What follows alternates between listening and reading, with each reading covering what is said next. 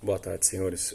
Eu queria fazer um vídeo bem rapidinho, porque me pediram no privado para discutir a questão do gene egoísta, essa ideia propagada pelo Richard Dawkins, que não é original dele necessariamente, mas ele a tornou famosa.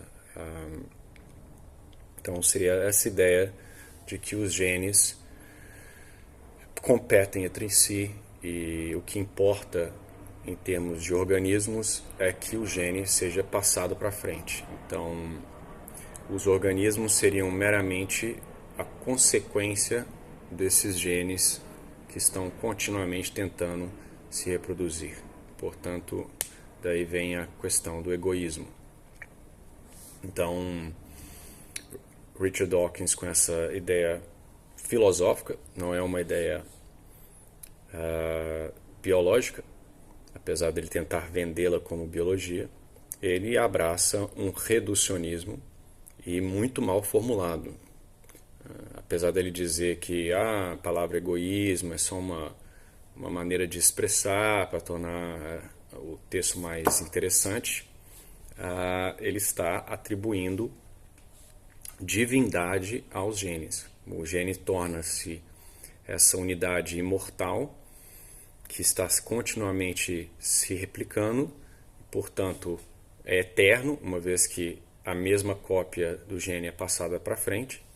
Então, na cabeça do Dawkins, é como se essa unidade, ainda que sejam indivíduos diferentes, a unidade é a mesma, e daí é o porquê eu estou dizendo que ela seria algo imortal, né, com características divinas, e está fazendo o papel do átomo de Demócritus, ou atomismo qualquer de Newton.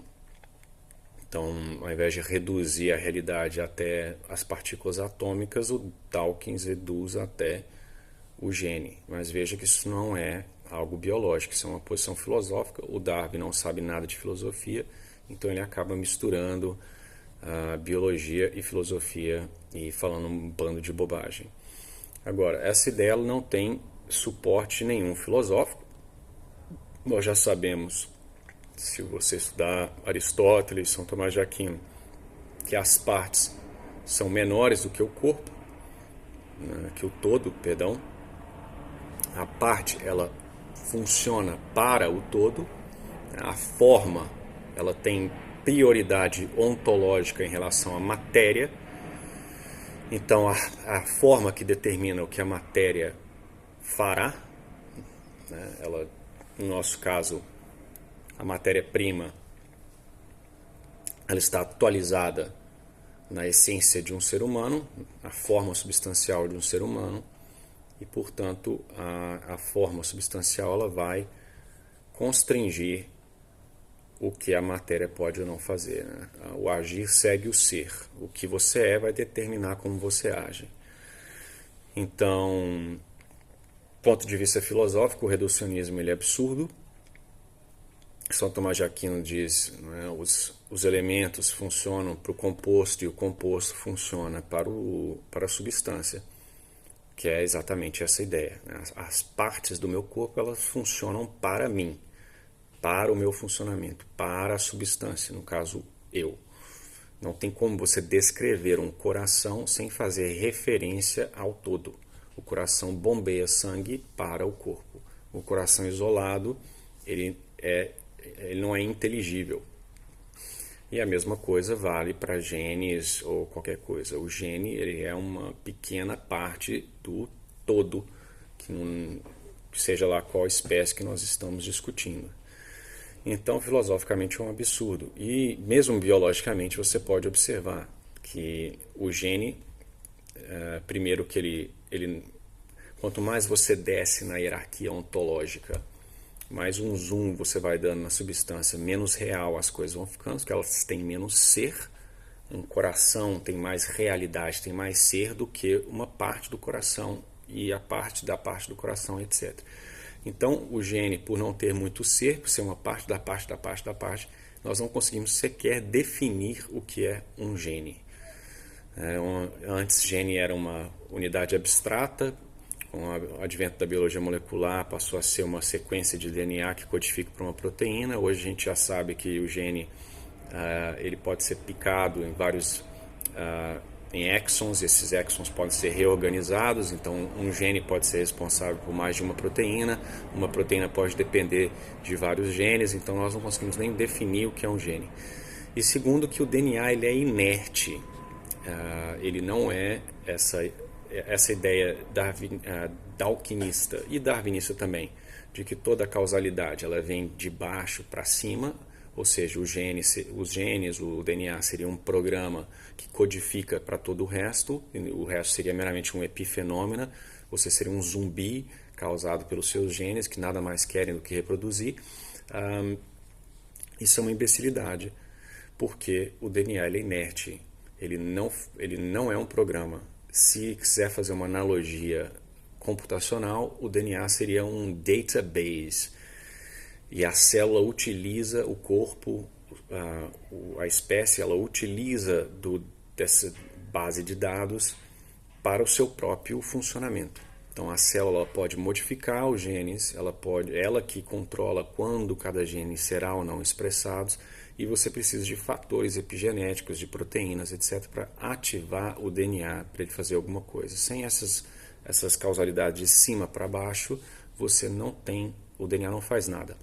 Mesmo durante o desenvolvimento, quando o óvulo e o esperma se juntam para formar o zigoto, você precisa de fatores epigenéticos da mãe para começar a transcrição do DNA e gerar as proteínas. Então, a causalidade ela vem de cima para baixo, né? A forma ela organiza a matéria, ela é um princípio imaterial.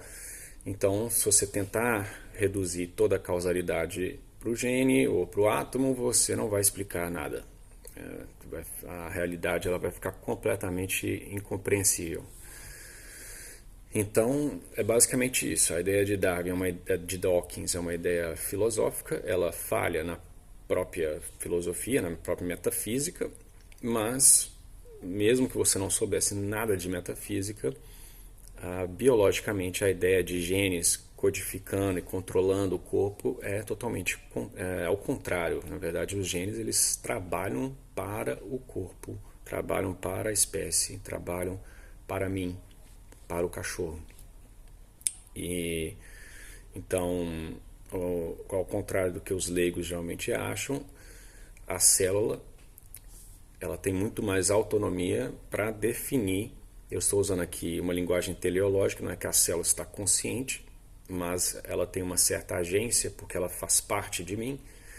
Então, dependendo da demanda, uma certa parte do DNA vai ser exposta para que certas proteínas sejam codificadas. Então, isso é extremamente bem controlado pelas células. Quando um gene vai ser expresso, qual gene será expresso, quando ele deve parar de ser expresso, isso tudo vem de cima para baixo. Então, esse reducionismo bottom-up do Dawkins é absurdo. E leva todo tipo de absurdidade, não é? Se você realmente acredita que você é um robô causado pelos seus genes, sim, é uma coisa tão... dá para você reduzir ao absurdo, não é? Então, o que o Dawkins está escrevendo no livro, por exemplo? Para que ele escreve livro e quer ganhar dinheiro, uma vez que são os genes dele que estão escrevendo o livro? Qual a razão, então, dos genes dele estarem produzindo essa escrita de livro? Está, por acaso, ajudando os genes do Dawkins a sobreviver mais? Quantos filhos o Dawkins teve? Você entende? Então, assim, você cria uma loucura, e certamente o Dawkins ele não age, não se comporta de acordo com as suas próprias crenças, né? O que nos mostra que essas ideias elas são puramente merchandising, né? Ou coisa de produções de uma mente confusa. Então é basicamente isso. É um resumão de 10 minutos. Eu tenho que trabalhar. Espero que tenha sido útil para alguns dos senhores. Fiquem com Deus.